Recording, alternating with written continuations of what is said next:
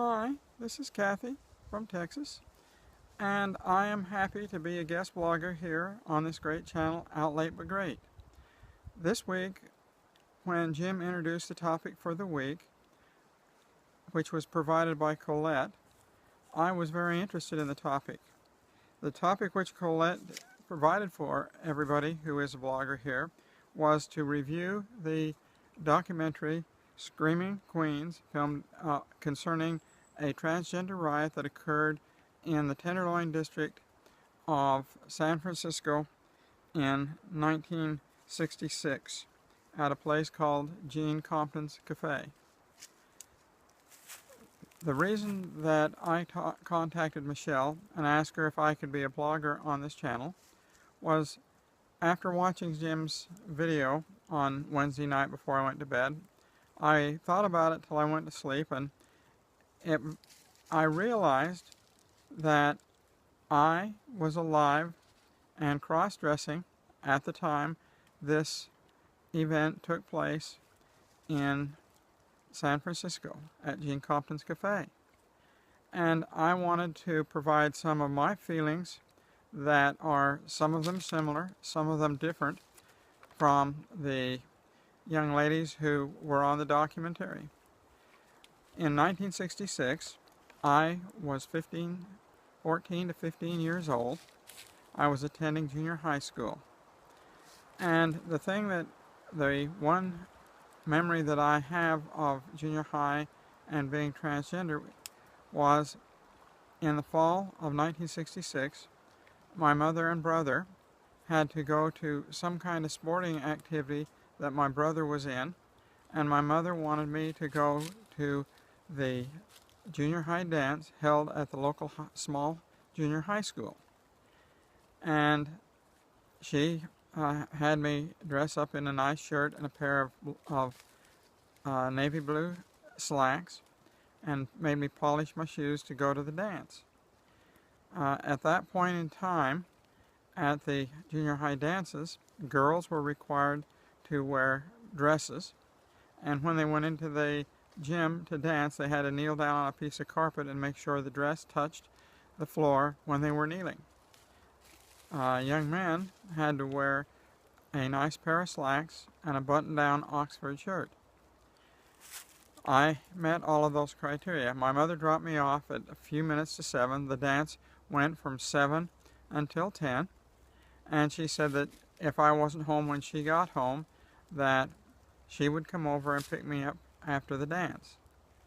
Well, I went into the dance, and there were a number of girls there, and they were all dressed in beautiful dresses of the 1960s, in the mid-60s, with kind of full skirts. And I remember standing over with the boys, because when you're in junior high school, you don't really socialize too much with the girls and you don't mix too much with the guys.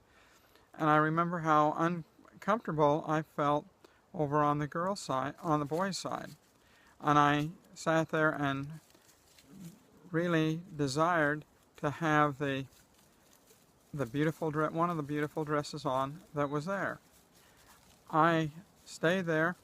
I think I danced with one girl, and I felt so depressed that I was wearing the slacks and the shirt that I decided that I would leave the dance. And so at about 20 after 6, or 20 after the hour, I walked home, which was only 3 or 4 blocks away, and my mother had given me a key to the door, so I went in, and I went and I got my girl's dress out and my girl's clothes out and dressed as a girl, and was so happy. I said, I wish I could go back to that dance dressed the way I am. And I have remembered this event ever since that point in time. And I always can remember, when I think back to junior high, think of all the pretty dresses those girls were wearing and that they got to wear every day. And I thought of the awful pants and Oxford button-down collar shirts that I had to wear.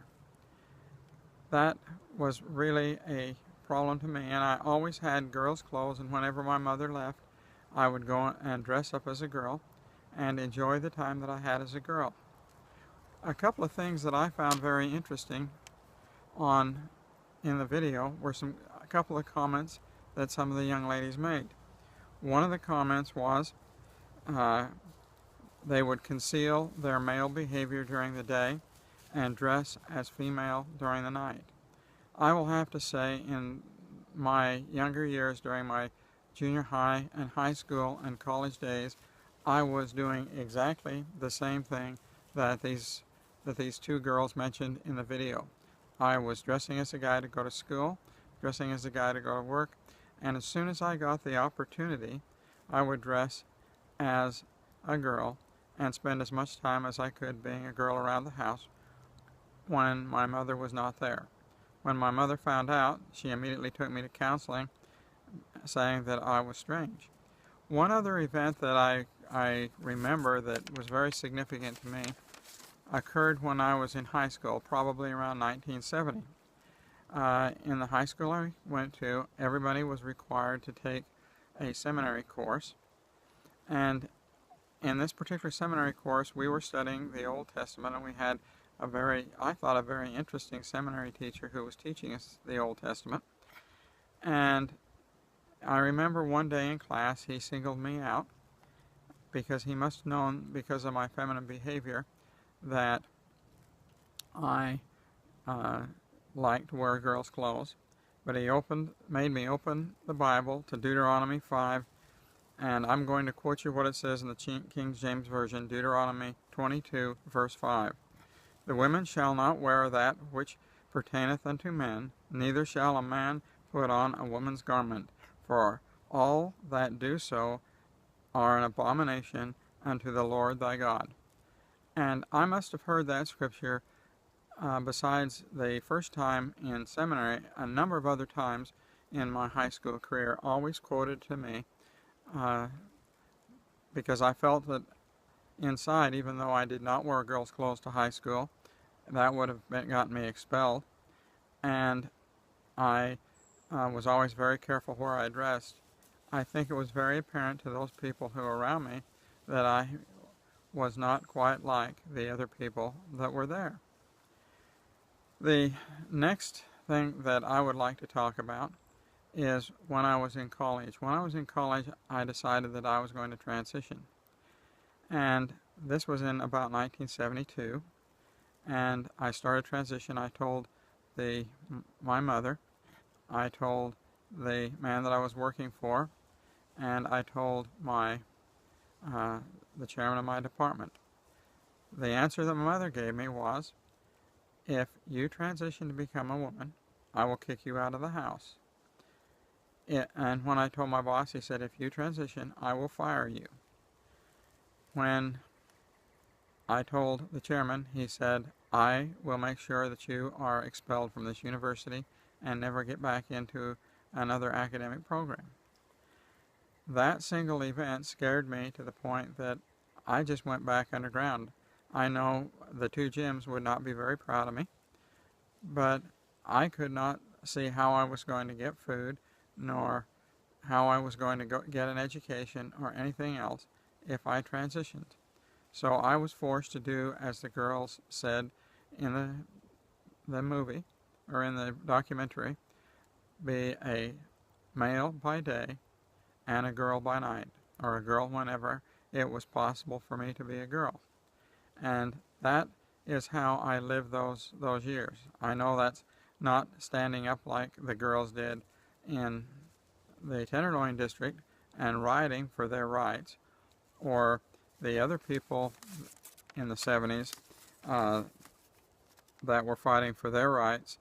I just did not do that. I did not feel comfortable. You must realize that I was living in a very conservative Utah, where it was very unacceptable to be transgender or gay or lesbian or anything else. I was not in the Tenderloin district of San Francisco, nor was I in New York, where that was acceptable. They were considered to be radicals. The other thing I want to say is that where I grew up, there was no internet.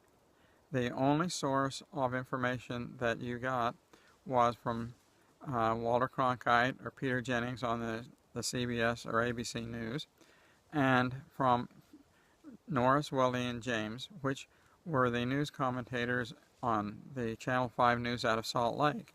And they were always very super conservative, and they did not often air stories that way.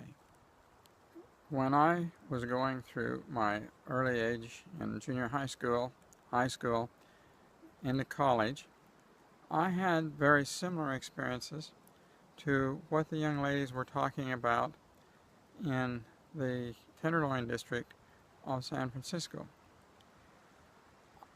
The problems that I was faced with was when I told my mother that I wanted to transition, told my boss that I wanted to transition, told the chairman of the department where I was that I wanted to transition. I got unanimously the same thing. My mother said that I would no longer be allowed to live at home. My boss said I would no longer have a job. And the chairman of the department I was in said that he would see that I was kicked out of the university and never allowed to continue. When I looked at the outcome of being transgender, being out without a job, being without a place to live, being without any way of getting an education, the only thing that I could do is remain a man, to stay a man during the day, and whenever possible be a woman at night. And I totally understand where these young ladies in the Tenderloin district were coming from. One of them said, I went to get a job as a man, and they hired me for a short time, and then because of my feminine behavior, they laid me off. When I went to put on my female clothes and went to get a job, sooner or later they found out that I was a man, and they fired me. And I could really understand where that young lady was coming from.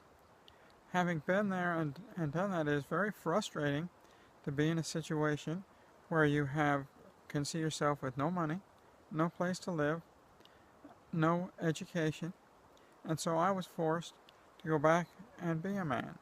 I know that the two Jims would look at me and say that was betraying myself, but I went so far in the closet and did not come out of that closet until the early 2000s when I saw other people coming out that it wasn't even funny.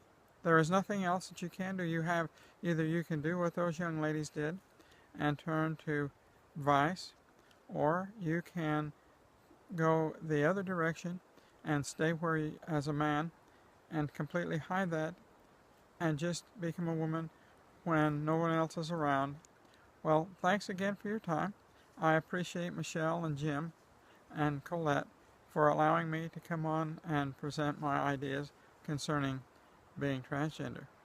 And I hope to join you again sometime later. Bye.